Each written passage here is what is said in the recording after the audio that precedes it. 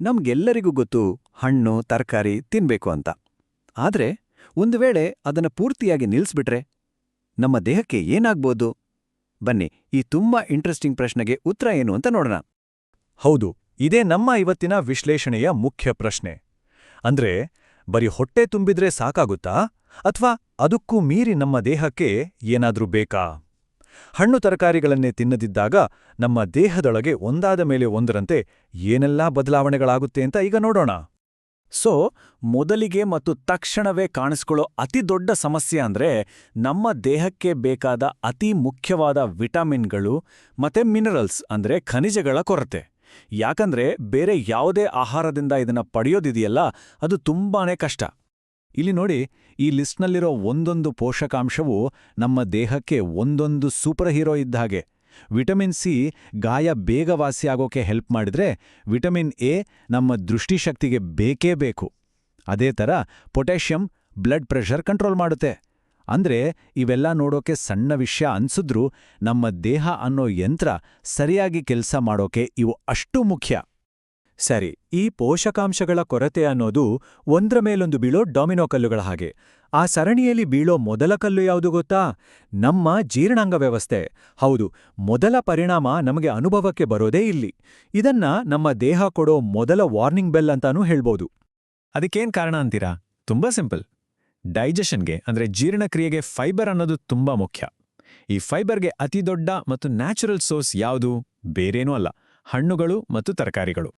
ಹಾಗಾದ್ರೆ ಫೈಬರ್ ಸಿಗದೆ ಹೋದ್ರೆ ಏನಾಗುತ್ತೆ? ಮೊದಲು ಕಾನ್ಸ್ಟಿಪೇಷನ್ ಅಂದ್ರೆ ಮಲಬದ್ಧತೆ, ಹೊಟ್ಟೆ ಉಬ್ಬರಿಸಿದ ಹಾಗೆ ಆಗೋದು, ಇದೆಲ್ಲ ಕಾಮನ್ ಆಗುತ್ತೆ. ಅಷ್ಟೇ ಅಲ್ಲ, ಇನ್ನೊಂದು ಇಂಟ್ರೆಸ್ಟಿಂಗ್ ವಿಷಯ ಇದೆ. ನಮ್ಮ ಕರುಳಲ್ಲಿ ಲಕ್ಷಾಂತರ ಒಳ್ಳೆ ಬ್ಯಾಕ್ಟೀರಿಯಾಗಳಿವೆ. ಅವುಗಳಿಗೆ ಫೈಬರ್ ಅಂದ್ರೆ ಊಟ ಇದ್ದಾಗೆ. ಸೊ ಅವಕ್ಕೆ ಊಟನೇ ಸಿಗದೆ ಹೋದ್ರೆ ಏನಾಗುತ್ತೆ?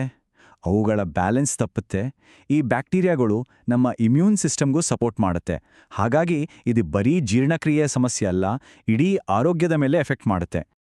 ಜೀರ್ಣಕ್ರಿಯೆ ಸಮಸ್ಯೆ ಅನ್ನೋದು ಕೇವಲ ಒಂದು ಆರಂಭ ಅಷ್ಟೇ.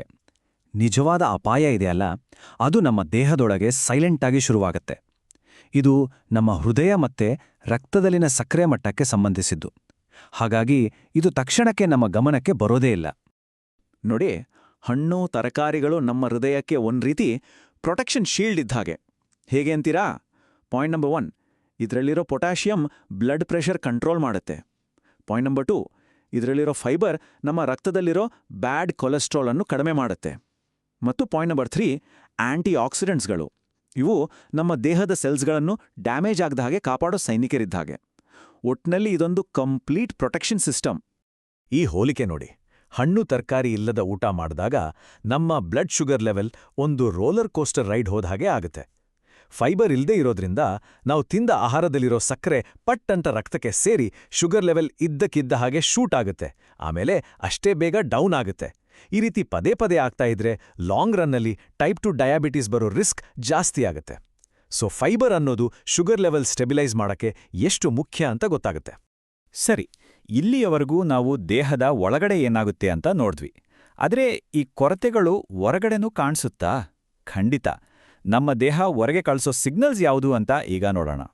ನೋಡಿ, ನಮ್ಮ ಇಮ್ಯೂನ್ ಸಿಸ್ಟಮ್ ಸ್ಟ್ರಾಂಗ್ ಆಗಿರೋಕ್ಕೆ ಈ ಪೋಷಕಾಂಶಗಳು ಫ್ಯೂಲ್ ಇದ್ದ ಹಾಗೆ. ವಿಟಮಿನ್ ಎ, ಸಿ, ಇ ಮತ್ತು ಆಂಟಿ ಆಕ್ಸಿಡೆಂಟ್ಗಳು ನಮ್ಮ ದೇಹದ ರಕ್ಷಣಾ ವ್ಯವಸ್ಥೆಯನ್ನ ಬಲಪಡಿಸ್ತವೆ. ಇವೇ ಇಲ್ಲ ಅಂದ್ರೆ ನಮ್ಮ ದೇಹಕ್ಕೆ ಇನ್ಫೆಕ್ಷನ್ಗಳ ವಿರುದ್ಧ ಹೋರಾಡೋ ಶಕ್ತಿನೇ ಇರೋಲ್ಲ. ಚರ್ಮ ತುಂಬಾ ಡ್ರೈ ಆಗ್ತಿದ್ಯಾ? ಕೂದಲು ಸುಲಭವಾಗಿ ಕಟ್ ಆಗ್ತಿದ್ಯಾ? ಇದಕ್ಕೆ ಕಾರಣ ವಿಟಮಿನ್ ಎ ಮತ್ತೆ ಸಿ ಕೊರತೆ ಆಗಿರಬಹುದು. ಅಷ್ಟೇ ಅಲ್ಲ, ಏನಾದ್ರೂ ಗಾಯ ಆದ್ರೆ ಅದು ಬೇಗ ವಾಸಿಯಾಗ್ತಿಲ್ಲ ಅಂದ್ರೆ ಅದರ ಅರ್ಥ ನಮ್ಮ ದೇಹ ಪೋಷಕಾಂಶಗಳಿಗಾಗಿ ಕೇಳ್ತಿದೆ ಅಂತ. ಸರಿ, ಈಗ ನಾವು ಈ ಚರ್ಚೆಯ ಅತಿ ಗಂಭೀರವಾದ ಭಾಗಕ್ಕೆ ಬಂದಿದ್ದೇವೆ. ಇದು ಕೆಲವು ದಿನ, ವಾರ ಅಥವಾ ತಿಂಗಳ ಕಥೆಯಲ್ಲ. ಬದಲಾಗಿ ವರ್ಷಗಟ್ಲೆ ಹಣ್ಣು ತರಕಾರಿಗಳನ್ನೇ ಮುಟ್ಟದೇ ಇದ್ರೆ ದೀರ್ಘಕಾಲದಲ್ಲಿ ನಾವು ತರಬೇಕಾದ ಬೆಲೆ ಏನು? ಈ ಮಾತನ್ನ ಗಮನವಿಟ್ಟು ಕೇಳಿ. ಸಂಶೋಧನೆಗಳು ಏನ್ ಹೇಳುತ್ತೆ ಅಂದ್ರೆ, ಹಣ್ಣು ತರಕಾರಿಗಳನ್ನ ದೀರ್ಘಕಾಲದವರೆಗೆ ಅವಾಯ್ಡ್ ಮಾಡೋದು ಹೃದ್ರೋಗ, ಸ್ಟ್ರೋಕ್ ಮತ್ತು ಕೆಲವು ರೀತಿಯ ಕ್ಯಾನ್ಸರ್ಗಳಂತಹ ಮಾರಣಾಂತಿಕ ಕಾಯಿಲೆಗಳ ರಿಸ್ಕ್ ಅನ್ನು ನೇರವಾಗಿ ಹೆಚ್ಚಿಸುತ್ತೆ ಅಂತ. ಇದು ಕೇವಲ ಸಣ್ಣಪುಟ್ಟ ಸಮಸ್ಯೆಗಳಲ್ಲ, ಜೀವನದ ಪ್ರಶ್ನೆ. ಓಕೆ, ಇಷ್ಟೆಲ್ಲ ಕೇಳಿದ ಮೇಲೆ ಸ್ವಲ್ಪ ಭಯ ಆಗೋದು ಸಹಜ. ಆದರೆ ಒಂದು ಗುಡ್ ನ್ಯೂಸ್ ಇದೆ. ಎಲ್ಲವನ್ನೂ ಸರಿ ಮಾಡಕ್ಕೆ ಸಾಧ್ಯ ಇದೆ ಮತ್ತು ಶುರು ಮಾಡಕ್ಕೆ ಯಾವತ್ತೂ ಲೇಟ್ ಆಗಿಲ್ಲ.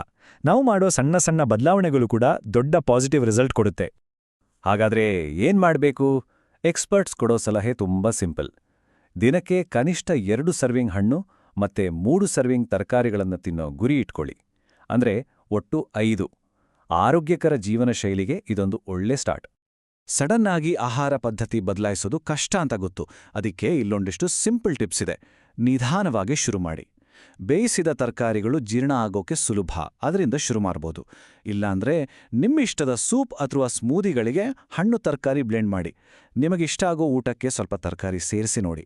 ಮೈಲ್ಡ್ ಫ್ಲೇವರ್ ಇರೋ ತರಕಾರಿಗಳಿಂದ ಶುರು ಮಾಡಿದ್ರೆ ಇನ್ನೂ ಒಳ್ಳೆಯದು. ಹಾಗಾದ್ರೆ ಈ ಇಡೀ ಚರ್ಚೆಯ ಕೊನೆಯಲ್ಲಿ ಒಂದೇ ಒಂದು ಪ್ರಶ್ನೆ.